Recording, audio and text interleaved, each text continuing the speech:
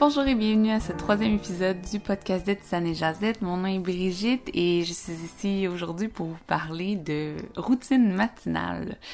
Donc ça me fait plaisir de vous retrouver cette semaine. Pourquoi j'ai eu l'idée de vous parler de routine matinale? Donc, ça m'est venu parce que en début d'année, en fait, je me suis donné comme résolution, j'aime pas le mot résolution, comme but, j'aimerais mieux dire, que je voulais lire un livre par mois, au minimum. Je sais que pour certains, ça peut avoir l'air pas beaucoup, un livre par mois, mais pour moi, c'est une grosse tâche en fait, parce que j'ai de la difficulté à lire un livre par année, habituellement. Donc c'est sûr, je me suis pas attaquée à des grosses briques. J'ai pris des livres quand même dans des volumes quand même raisonnables, donc entre 150 pages et 300 pages. Et le premier livre que j'ai lu cette année, en janvier, c'est le livre de Hal Elrod, si je le prononce bien. En français, le titre, c'est « Tout se joue avant 8 heures », donc les Miracle Morning.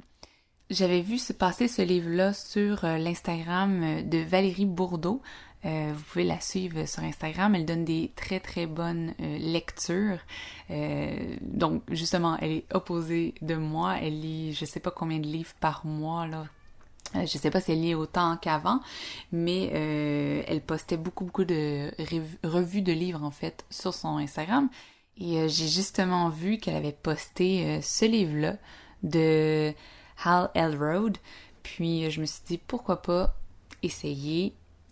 Donc une fois que je l'ai eu en main, je vous dis que la première fois que je l'ai vu, j'ai lu le 4e de couverture, je me suis dit « Oh my god, c'est quoi ce livre-là? »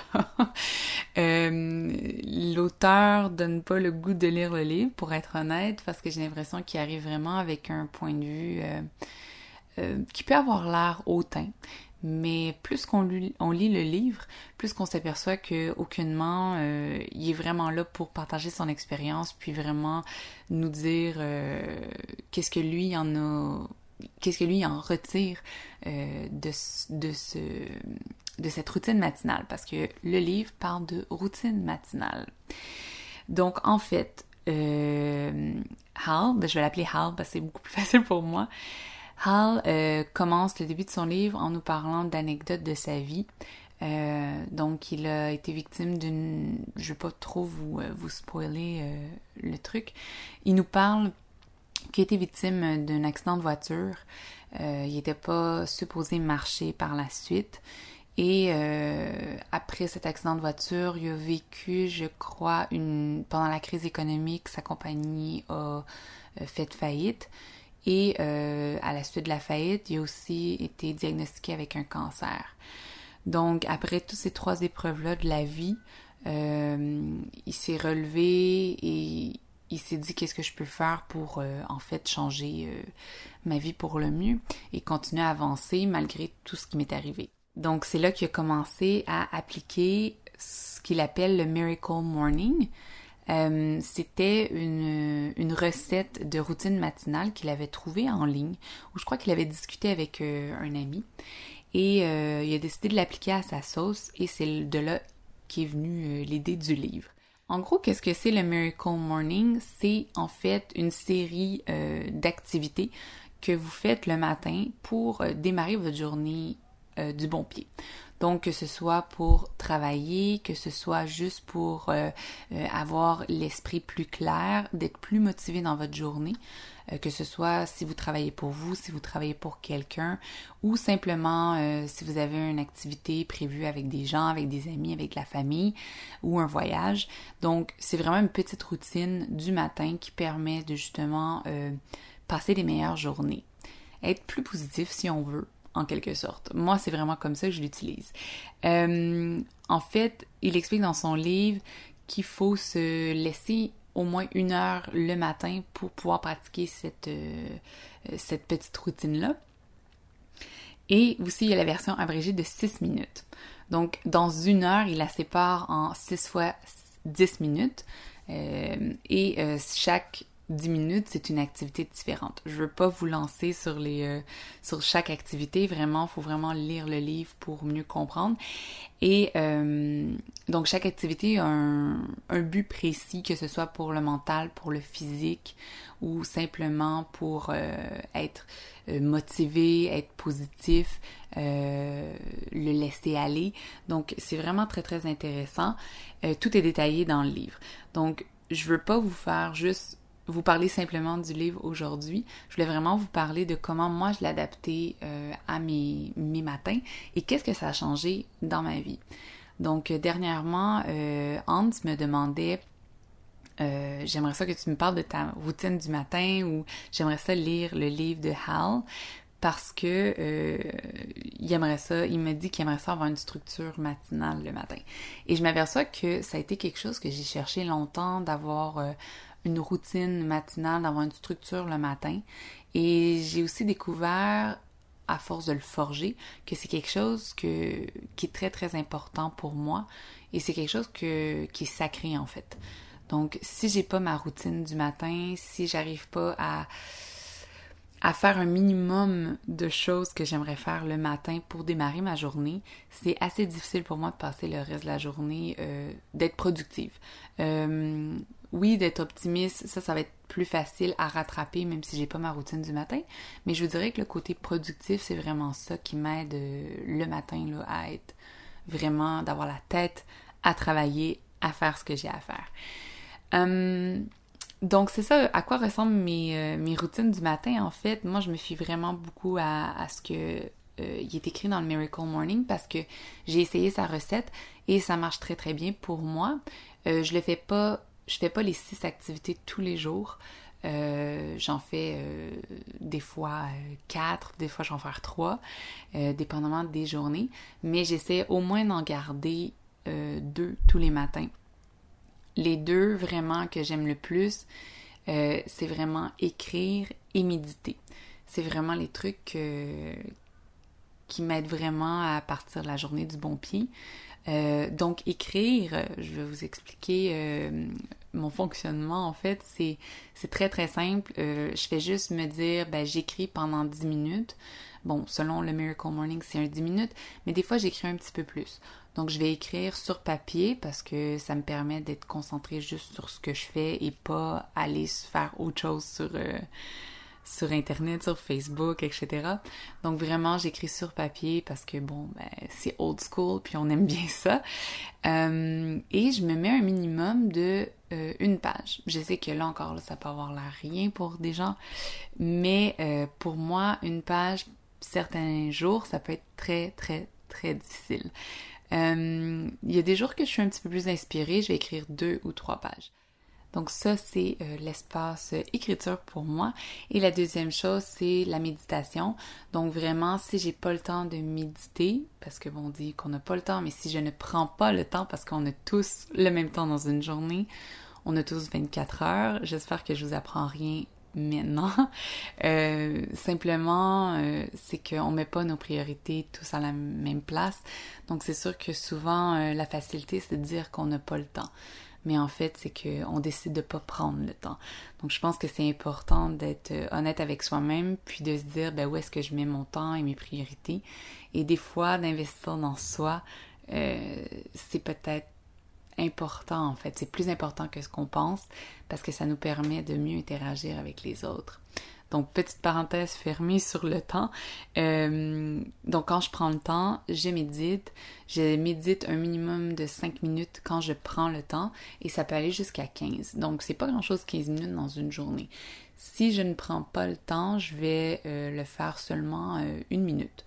Donc, 1 minute de juste me recentrer sur ma respiration et me rappeler que je suis vivante et que je respire et que je suis vraiment chanceuse d'être en santé et que, en fait, juste de se rappeler qu'on est vivant, qu'on respire, qu'on est en santé et que se dire qu'on va passer une belle journée, ça démarre tellement bien la journée, là, ça démarre tellement mieux la journée que quand on se lève puis qu'on se dit « Ah, faut que j'aille travailler » ou que on on se remémore juste des trucs négatifs de la veille, ou on se dit « Ah non, pas encore, faut que j'aille voir cette personne-là ».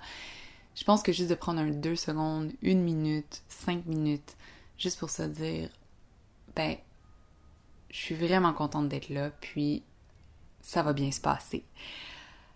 Juste de le dire à haute voix, ou juste de le penser, des fois ça fait du bien. Donc c'est des trucs comme ça que j'ai réintégrés dans ma routine matinale.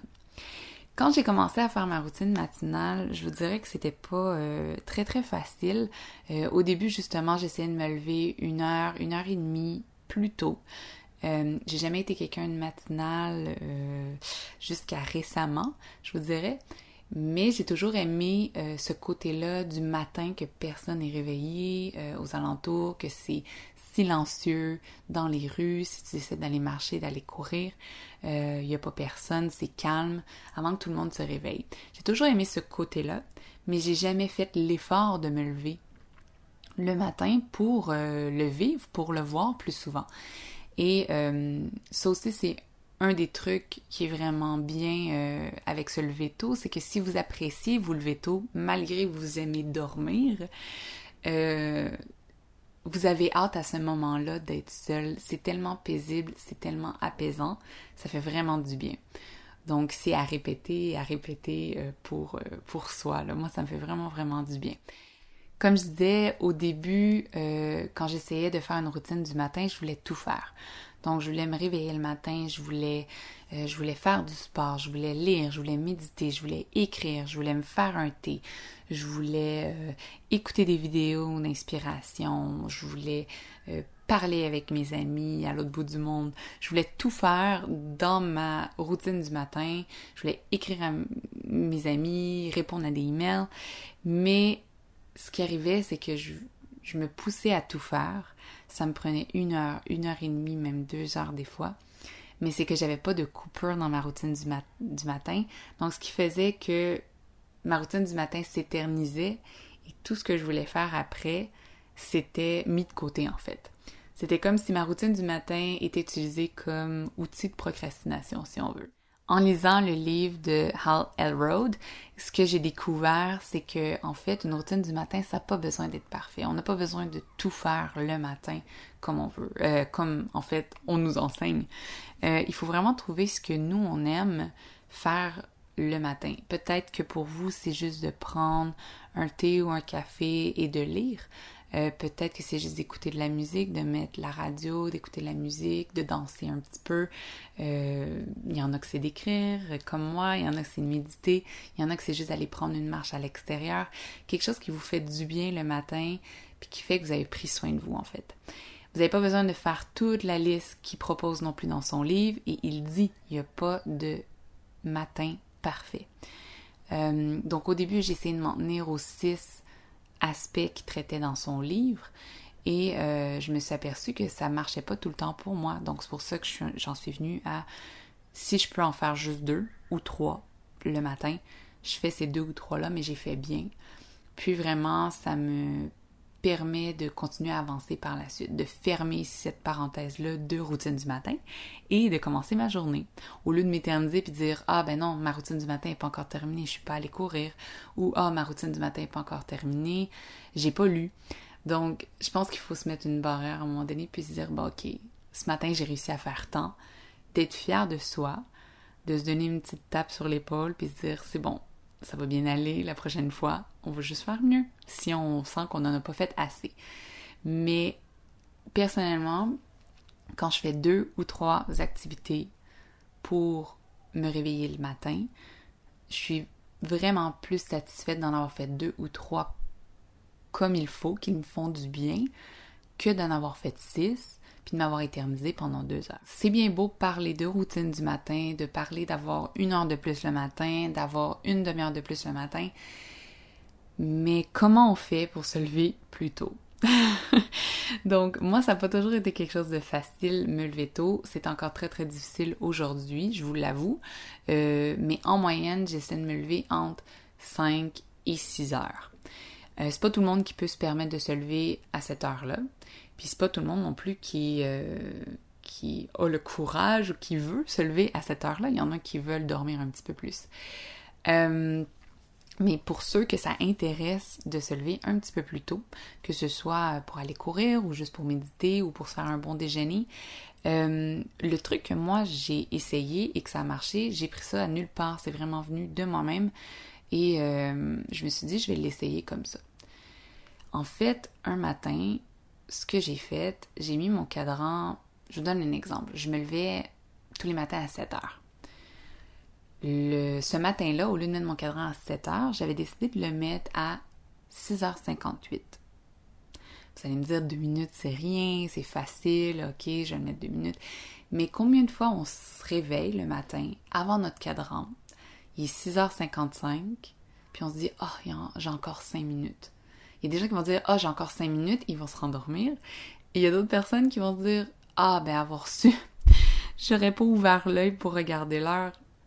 Tu sais, j'aurais attendu jusqu'à temps que mon cadran sonne. Où ils disaient, j'ai perdu 5 minutes de sommeil. Donc, je pense que moi, mentalement, ce que ça faisait comme effet, c'est que je me disais, 2 minutes, c'est rien.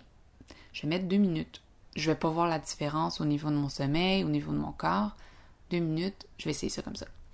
Donc, pendant une semaine, je me suis réveillée à 6h58 tous les matins. Après qu'une semaine, j'ai pris l'habitude de me lever à 6h58, la semaine d'après, j'ai reculé de 3 minutes. Fait qu'au lieu d'être 6h58, j'étais rendue à 6h55. Ça faisait 5 minutes de gagner. J'ai fait ça pendant une semaine pour que mon corps s'habitue, entre grosses guillemets, parce qu'il n'y a pas une grosse différence entre 3 minutes de plus ou 3 minutes de moins. J'ai fait ça, ainsi de suite, jusqu'à temps que j'arrive à 6 heures. Quand je suis arrivée à 6 heures, j'ai continué à me lever à 6 heures tous les matins le plus possible. Donc, l'idéal de mon expérience, c'est vraiment quand on commence à se lever tôt, c'est de se lever tôt tous les jours, même si c'est le week-end. Je dors un peu plus le week-end le matin, pour être honnête avec vous, mais c'est beaucoup plus difficile après ça s'en remettre le lundi d'après. Donc, vraiment pour garder cette habitude-là de se lever tôt, et le corps vient à s'habituer aussi à se lever tôt, donc de tout le temps le faire sur une constante, de rester tout le temps se réveiller à 6 heures tous les matins, même le samedi et le dimanche. Vous allez voir, c'est pas... oui, c'est un plaisir la grasse matinée, mais vous allez voir que c'est un plaisir aussi se lever un samedi ou un dimanche à 6 heures. Et la simple et unique raison, c'est que vous allez sentir que vous avez plus de temps pour vous dans votre journée.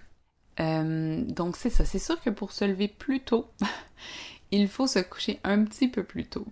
Et ça aussi, je crois que c'est quelque chose qui s'apprend, puis qu'on apprend à aimer, en fait. Là, c'est peut-être la petite mamie en moi qui parle, mais personnellement, j'adore aller au lit plus tôt parce que ça me permet de pouvoir lire, justement, de pouvoir relaxer, de pouvoir lire, de pas être le plus possible sur mon téléphone et de pouvoir mieux dormir aussi. Donc ça, c'est une petite routine qui a vraiment changé dans les derniers mois pour moi. Puis ça a vraiment changé aussi mon rythme au niveau de la journée. Donc si ça vous intéresse d'essayer le 2 minutes, de reculer de 2, 3, 4 minutes par jour, donc vous l'essayerez, vous me direz ce que vous en pensez. Personnellement, moi, c'est la seule technique qui a marché pour moi parce que de juste mettre son cadran à 5h30 le matin puis se dire « Ok, aujourd'hui, je me lève à 5h30 », ça n'a pas marché pour moi. J'ai juste snoozé jusqu'à 7h, 7h30. Mais il y a des personnes que ça marche. Il y a des personnes qui se disent « Ok, aujourd'hui, ça va être difficile, je vais me lever à 5h30. Demain, ça va être encore plus facile. » Puis oui, avec le temps, j'imagine que ça devient plus facile. Mais j'avais pas cette volonté-là parce que justement, j'adore dormir. Comment je fonctionne avec ma routine du matin? En fait, la semaine, je vais m'en tenir à ce que j'ai l'impression que j'ai besoin de faire. Donc, comme je disais tantôt, ça peut être écrire, ça peut être méditer, au minimum habituellement, mais ça pourrait être aussi de lire d'aller faire du yoga ou de courir, juste d'aller marcher. Mais j'essaie de m'en tenir vraiment au minimum des trucs que je sais qui vont me faire du bien rapidement et qui vont me permettre de démarrer ma journée. Le week-end, je me permets un petit peu plus parce que le week-end, on a plus de temps habituellement. Si on n'a pas d'activité à gauche et à droite, si on n'a pas à aller porter les enfants au sport, je sais pas quelle activité vous avez dans votre horaire le week-end, mais des fois, à la fin de semaine, on a un petit peu plus de temps pour soi. Donc, je me le permets le matin de faire peut-être 6 ou 7 activités le matin qui fait que ça me permet mieux de démarrer ma journée. Donc souvent, le week-end, ma routine du matin va être un petit peu plus longue, mais aussi mes journées vont être un petit peu plus longues à démarrer le week-end, mais ça, c'est tout à fait normal. Habituellement, je pense que c'est la plupart des gens, c'est comme ça, vu que justement, on n'a pas à se rendre au travail, on n'a pas ce stress-là, cette angoisse-là, si vous prenez l'auto puis vous avez le trafic à traverser. Donc, ça fait du bien aussi de prendre le temps le week-end, mais de pas perdre cette habitude-là de routine, en fait, de se faire une petite routine le matin. Puis je sais qu'il y a beaucoup de gens que le mot routine peut faire peur, mais en fait, on dit routine parce que c'est quelque chose de répétitif, mais moi, chaque matin ne se ressemble pas. Donc oui, je vais faire de la méditation, mais ce sera jamais les mêmes méditations que je vais répéter 2 jours de suite. Je vais écrire, mais ce ne sera pas les mêmes choses que je vais écrire. Si je lis, ça ne sera pas la même chose que j'ai lu la veille. Donc, ça permet justement de pas s'ennuyer dans cet espace-là de, justement, routine d'encadrement. J'espère que ça vous a inspiré à essayer de vous lever peut-être un petit peu plus tôt le matin, puis peut-être à essayer des nouvelles activités, que ce soit du sport, de la méditation, lire ou écrire même. Vous pouvez me laisser des commentaires sous la vidéo sur YouTube. Vous pouvez également me laisser des commentaires sur Apple Podcast. Laissez-moi des revues, des commentaires, des notes. Ça me fait plaisir de toujours vous lire. Et n'hésitez pas à le partager avec quelqu'un que vous pensez qui aurait besoin d'une routine matinale. Et sur ce, je vous laisse, puis on se reparle la prochaine fois pour un prochain podcast. À la prochaine!